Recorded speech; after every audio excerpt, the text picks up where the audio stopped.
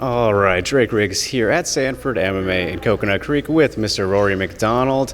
Rory, man, how you doing today? Looks like you're getting some good training in there with Angla, and just how was today? Yeah, it was a great day. We did some sparring and did a little conditioning afterwards. All right, good to hear it, man. And getting ready for the PFL playoff. Just got done with the regular season. How did the regular season go? As for your expectations, did it go as you thought it would? I mean, obviously you made the playoffs, but new atmosphere and everything. Yeah, everything went as planned. Besides the decision against my last fight, I felt that I won pretty clearly, and so did everybody else, except the judges and maybe Gleison. But that's about it. So that was a bit of a surprise, but happy to be moving on and facing Ray in the playoffs. Definitely. And did you end up appealing the decision or anything like that? I looked into it, and it was basically nothing I could do about it. Unfortunately. Kind of frustrating situation to be in, right? I mean, what do you think we could change about those kind of things? Obviously, we could teach judges a little bit better, but just weird to be. I don't think it had anything to do about the judges knowing what they were watching. I think it had to do something with gambling maybe or some other issues. But yeah, obviously judges should be educated, know what they're watching.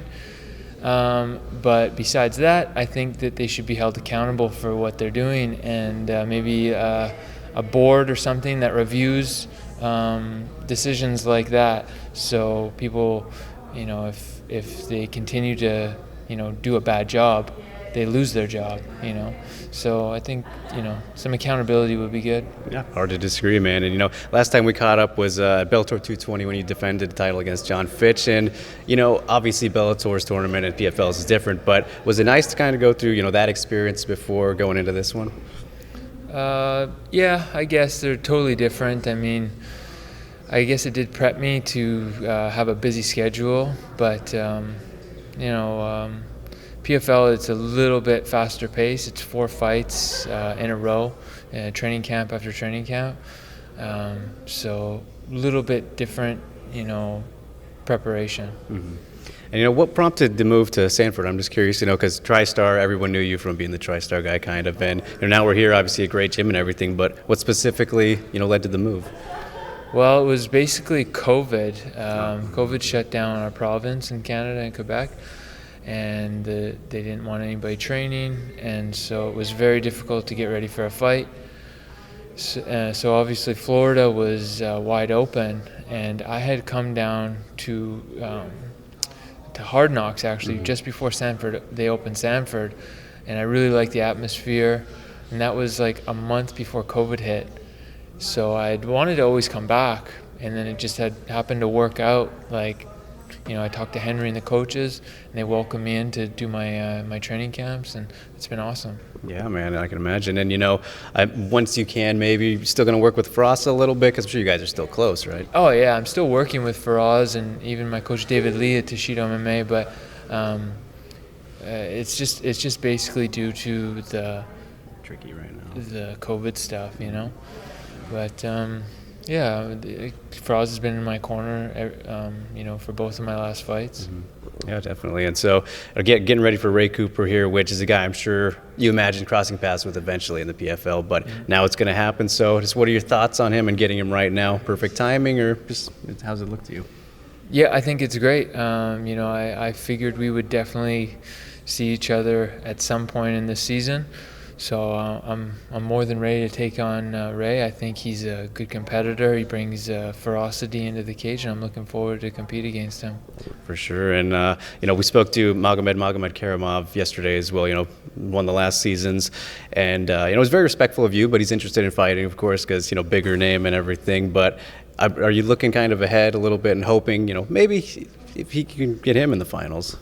Both are good. Him and Zeffirino are both great competition, so I think that's a great matchup, and may the best man win. And same for me and Ray. It's these are not easy fights by any means. I'm taking all of them seriously, and so right now my focus is on Ray, and once I get through that, I'll focus. I'll shift my focus. Mm-hmm.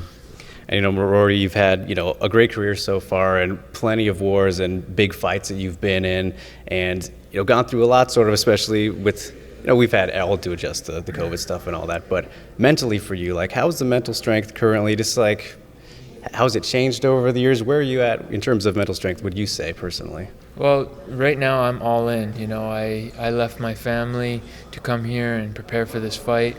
I wouldn't be doing that if I was just tippy-toeing, just for the money or whatever. I'm here to win and show myself to be the best. I wouldn't be sacrificing the things I've sacrificed since the beginning of this tournament in preparation for it. So, I came here to dominate and win this thing. Yeah, for sure, man. And, one of those, I guess 2 big fights that you had in the past were the Robbie Lawler ones. Robbie just got a pretty big fight himself, the rematch with Nick Diaz, who's coming back. And, I was curious if you saw the news about that. What do you think about, that whole fight? Yeah, great fight. It's very exciting. They're both very tough, and I think it's going to be a great fight. Is it what are your thoughts on the whole Diaz attraction, because it's kind of like they're at that point where they get whatever they want despite, maybe not having the best success lately, and, Nick's coming back after a long time, but just what do you make of the whole attraction that they bring? What's it in your opinion? Everyone likes their thug attitude and their kind of badass kind of approach to things, and it works for them. It's their thing, and they've done well with it, so good for them. Yeah, and one of your other past opponents, Douglas Lima, just dropped the title to Yaroslav Amosov. Just curious if ended up seeing that fight and thoughts on that one. I didn't watch the whole fight. I watched parts of it, and I thought it was impressive. Amosov did a great job. He attacked the weaknesses of Lima and just stayed on him. So I thought it was a great performance by him. Yeah. And speaking of, kind of the spectacles or attractions like the Diaz brothers, GSP was kind of, teasing, maybe doing some boxing or anything like that.